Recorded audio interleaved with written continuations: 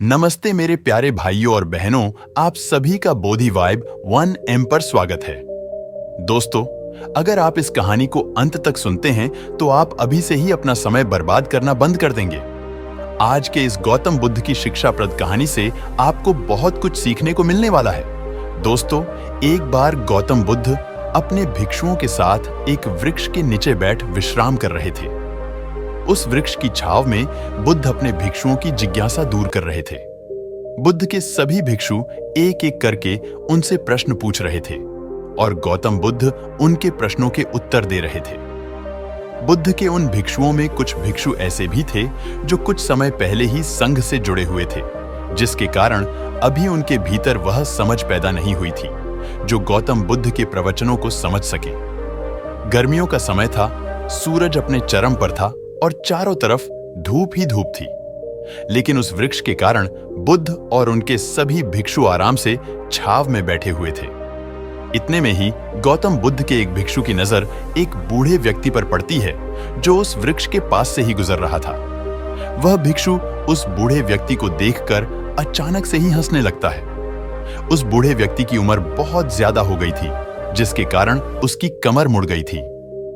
उस बूढ़े व्यक्ति के हाथ में एक डंडा था जिसका सहारा लेकर वो बड़ा व्यक्ति अपनी मंजिल तक पहुंचने का प्रयास कर रहा था। उस बूढ़े व्यक्ति का शरीर केवल हड्डियों का ढांचा मात्र था। अपने भिक्षु को हंसते हुए देख बुद्ध उससे कहते हैं कि मेरे प्रिय भिक्षुओं, कृपा कर हंसो मत, क्योंकि जिस व्यक्ति को देखकर तुम अभी हंस रहे हो वो कोई साधारण व्यक्ति नहीं है, बल्कि वह व्यक्ति इसी क्षण तुम्हारे जीवन को रूपांतरित करने की क्षमता रखता है। जो आज तक मैं तुम्हें सिखा नहीं पाया, वह यह बड़ा व्यक्ति तुम्हें सिखा रहा है। इसके द्वारा दी गई सीख को बेकार ना करो। बुद्ध की ये बात सुनकर वह भिक्षु बुद्ध से कहता है कि मुझे क्षमा करे बुद्ध, पर मुझे ये समझ नहीं आ रहा है कि जो एक बूढ़ा व्यक्ति जो खुद अपने शरीर और अपनी बीमारियों से लाचार है, वो मुझे क्या सिखा सकता है। फिर बुद्ध उस भिक्षु से कहते हैं कि ये बूढ़ा व्यक्ति तुम्हें तुम्हारा भविष्य दिखा रहा है। जिस बुढ़ापे को और लाचारी को देखकर तुम अभी हंस रहे हो, वो बुढ़ापा और लाचारी तुम्हारे जीवन में भी आने वाली है। वह बूढ़ा व्यक्ति तुमसे कह रहा है कि अभी समय है इस स्वस्थ शरीर का अच्छे कर्म करने के लिए उपयोग करो। अगर तुम्हारा ये स्वस्थ शरीर तुम्हारे हाथ से निकल गया तो फिर से वापस नहीं आएगा। और अभी तुम्हारा ये शरीर सही से काम कर रहा है, जैसे कि तुम्हारे हाथ, पैर, आंख, कान और ये सभी चीजें सही से काम कर रही है। क्या यह छोटी बात है? और क्या तुम इसे मामूली सी बात समझ रहे हो? यह घटना कोई साधारण घटना नहीं थी जो अभी तुम्हारे साथ घटी, और ये घटना तुम्हारे जीवन को बदलने की क्षमता रखती है। ठीक इसी तरह की घटना ने मेरा जीवन बदला था, और इस तरह की घटना के कारण ही मैं आज बुद्ध हूं।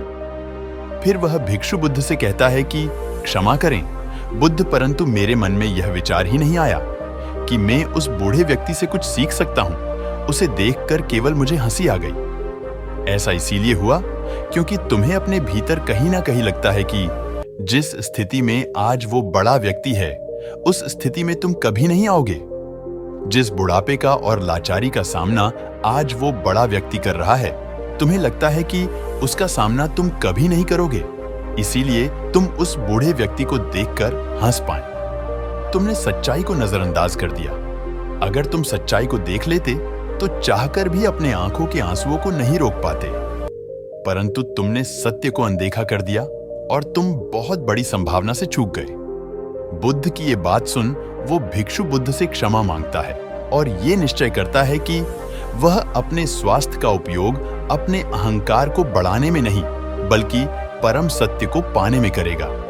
दोस्तों, जो लोग इस कहानी को सुन रहे हैं, हो सकता है कि आप बड़ी बड़ी समस्याओं में हो, या हो सकता है कि आप परेशानियों में हो, लेकिन फिर भी एक बात को हमेशा ध्यान में रखना है कि जब तक आपका स्वास्थ्य ठीक है, तब तक आप किसी भी बड़ी से बड़ी समस्या से बाहर आ सकते हैं। दोस्तों, इसीलिए बुद्ध ने कहा है कि हमारा स्वास्थ्य हमारा सबसे बड़ा उपहार है जो हमें इस सृष्टि से मिला हुआ है, इसीलिए इसका उपयोग सही से करें।